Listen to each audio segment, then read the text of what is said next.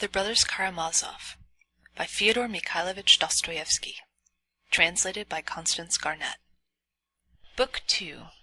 An Unfortunate Gathering. Chapter 1. They Arrive at the Monastery. It was a warm, bright day at the end of August. The interview with the elder had been fixed for 11:30, immediately after late Mass. Our visitors did not take part in the service, but arrived just as it was over. First an elegant open carriage, drawn by 2 valuable horses, drove up with Musov and a distant relative of his, a young man of 20, called Pyotr Fomovich Kalganov.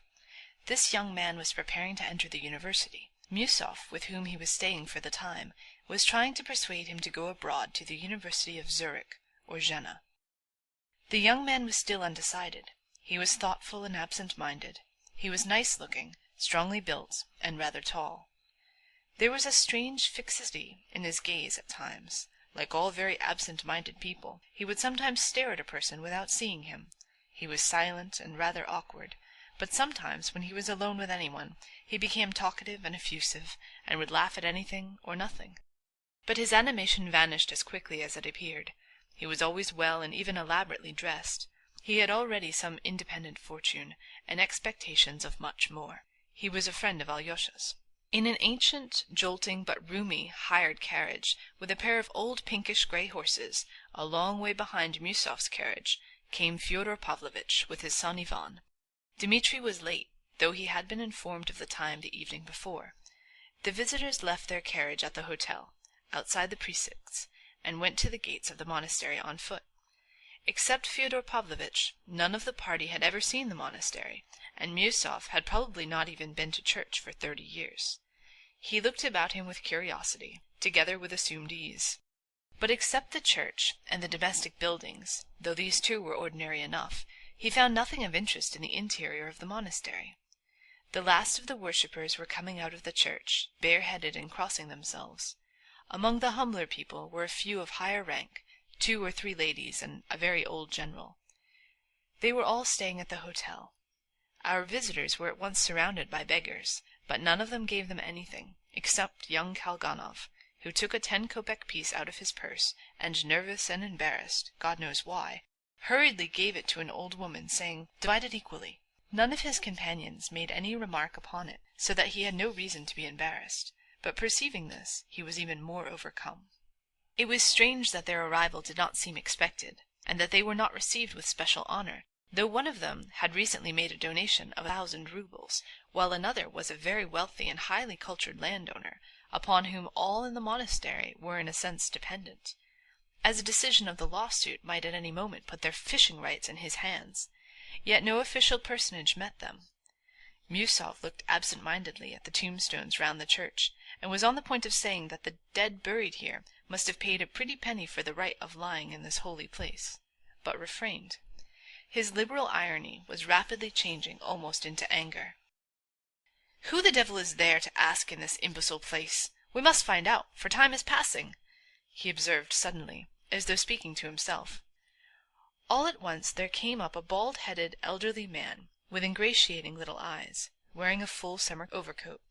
Lifting his hat, he introduced himself with a honeyed lisp as Maximov, a landowner of Tula. He at once entered into our visitor's difficulty. "Father Zosima lives in the hermitage, apart, 400 paces from the monastery, the other side of the copse." "I know it's the other side of the copse," observed Fyodor Pavlovitch, "but we don't remember the way. It's a long time since we've been here." "This way, by this gate, and straight across the copse. The copse. Come with me, won't you? I'll show you. I have to go. I'm going myself. This way, this way." They came out of the gate and turned towards the copse. Maximov, a man of 60, ran rather than walked, turning sideways to stare at them all, with an incredible degree of nervous curiosity. His eyes looked starting out of his head. "You see, we have come to the elder upon business of our own," observed Musov severely. "That personage has granted us an audience, so to speak, and so, though we thank you for showing us the way, we cannot ask you to accompany us." "I've been there. I've been already," and Maximov snapped his fingers in the air. "Who is the chevalier?" asked Musov. "The elder, the splendid elder, the elder, the honor and glory of the monastery, Zosima, such an elder." But his incoherent talk was cut short by a very pale, wan-looking monk of medium height, wearing a monk's cap, who overtook them. Fyodor Pavlovitch and Miusov stopped. The monk, with an extremely courteous, profound bow, announced, "The Father Superior invites all of you gentlemen to dine with him after your visit to the hermitage, at 1 o'clock, not later, and you also," he added, addressing Maximov. "That I certainly will, without fail," cried Fyodor Pavlovitch, hugely delighted at the invitation. "And believe me, we've all given our word to behave properly here. And you, Pyotr Alexandrovitch, will you go too?" "Yes, of course. What have I come for but to study all the customs here? The only obstacle to me is your company." "Yes, Dmitri Fyodorovitch is non-existent as yet." "It would be a capital thing if he didn't turn up. Do you suppose I like all this business, and in your company too? So we will come to dinner. Thank the Father Superior," he said to the monk. "No, it is my duty now to conduct you to the elder," answered the monk. "If so, I'll go straight to the Father Superior. To the Father Superior," babbled Maximov. "The Father Superior is engaged just now, but as you please." The monk hesitated. "Impertinent old man," Miusov observed aloud, while Maximov ran back to the monastery. "He's like von Sohn," Fyodor Pavlovitch said suddenly. "Is that all you can think of? In what way is he like von Sohn? Have you ever seen von Sohn?" "I've seen his portrait. It's not the features, but something indefinable. He's a second von Sohn. I can always tell from the physiognomy." "I dare say you are a connoisseur in that. But look here, Fyodor Pavlovitch, you said just now that we had given our word to behave properly. Remember it. I advise you to control yourself. But if you begin to play the fool, I don't intend to be associated with you here. You see what a man he is." He turned to the monk. "I'm afraid to go among decent people with him." A fine smile, not without a certain slyness, came on to the pale, bloodless lips of the monk. But he made no reply, and was evidently silent from a sense of his own dignity. Miusov frowned more than ever. "Oh, devil take them all! An outer show elaborated through centuries, and nothing but charlatanism and nonsense underneath," flashed through Miusov's mind. "Here's the hermitage! We've arrived!" cried Fyodor Pavlovitch. "The gates are shut!" And he repeatedly made the sign of the cross to the saints painted above and on the sides of the gates. "When you go to Rome, you must do as the Romans do. Here in this hermitage there are 25 saints being saved. They look at one another and eat cabbages, and not one woman goes in at this gate. That's what is remarkable.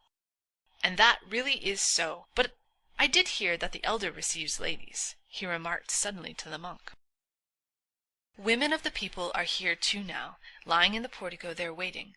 But for ladies of higher rank, 2 rooms have been built adjoining the portico, but outside the precincts. You can see the windows, and the elder goes out to them by an inner passage when he's well enough. They're always outside the precincts. There is the Harkov lady, Madame Holikov, waiting there now with her sick daughter.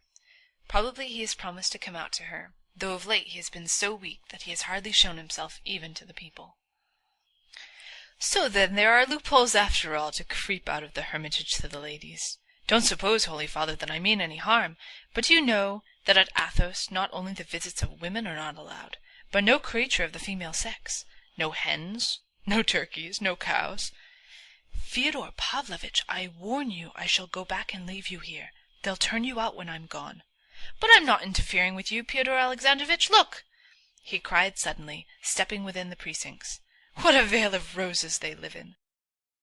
Though there were no roses now, there were numbers of rare and beautiful autumn flowers growing wherever there was space for them, and evidently tended by a skilful hand. There were flower beds round the church, and between the tombs, and the one-storied wooden house where the elder lived was also surrounded with flowers. "And was it like this in the time of the last elder, Varsonofy? He didn't care for such elegance. They say he used to jump up and thrash even ladies with a stick," observed Fyodor Pavlovitch, as he went up the steps. "The elder Varsonofy did sometimes seem rather strange, but a great deal that's told is foolishness. He never thrashed anyone," answered the monk. "Now, gentlemen, if you will wait a minute, I will announce you." "Fyodor Pavlovitch, for the last time, your compact, do you hear? Behave properly, or I will pay you out." Miusov had time to mutter again. "I can't think why you're so agitated," Fyodor Pavlovitch observed sarcastically. "Are you uneasy about your sins? They say he can tell by one's eyes what one has come about, and what a lot you think of their opinion. You, a Parisian, and so advanced. I'm surprised at you." But Miusov had no time to reply to this sarcasm. They were asked to come in. He walked in somewhat irritated. "Now, I know myself I am annoyed. I shall lose my temper and begin to quarrel, and lower myself and my ideas," he reflected. This ends Chapter 1.